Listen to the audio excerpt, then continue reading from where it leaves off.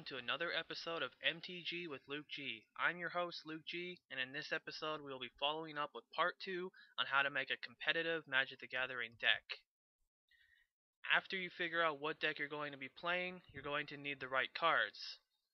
Well, in this episode, I'm going to show you just how to get those cards just as cheap as possible. I hope you enjoy it.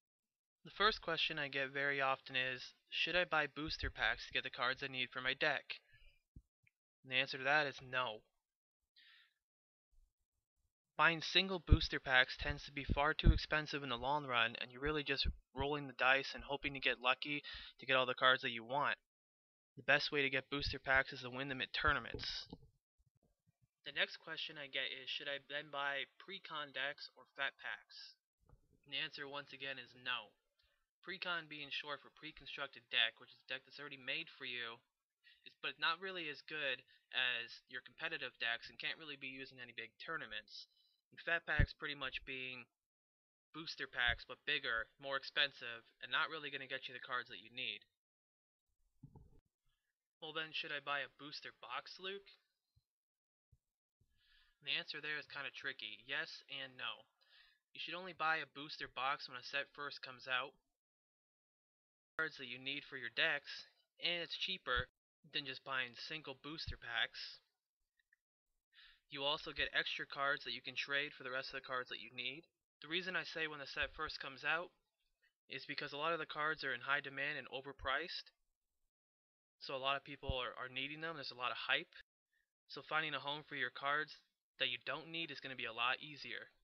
Is buying singles any good? I saw a card store right by my house. The answer is yes, yes, and yes again. In the long run, you will end up saving yourself a lot of money just by buying singles. Some cards are really expensive and it's better to just trade for those cards, but you'll be surprised just how cheap you can find a lot of cards by doing this method. Trading cards at your local tournaments to players is a lot cheaper and faster this way too.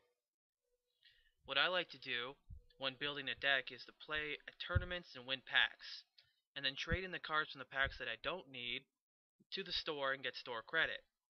Then use the store credit to pretty much buy anything that I want for my decks. I want to say caution though, if you were to buy a Teramagoy for $24 normally, when you trade it into a store, they're going to give you half value, which is going to be $12.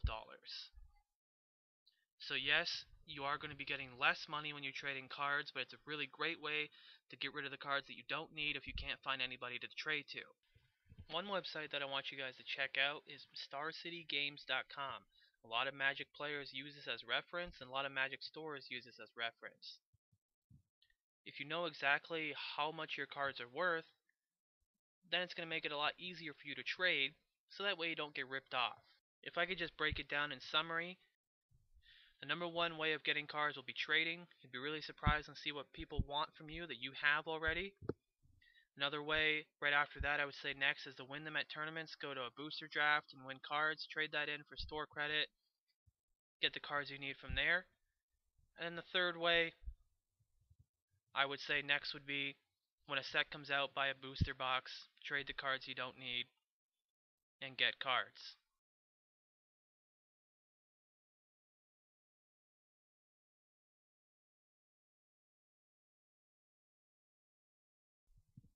I hope you find this very informative. And until next time, guys, I'll see you later.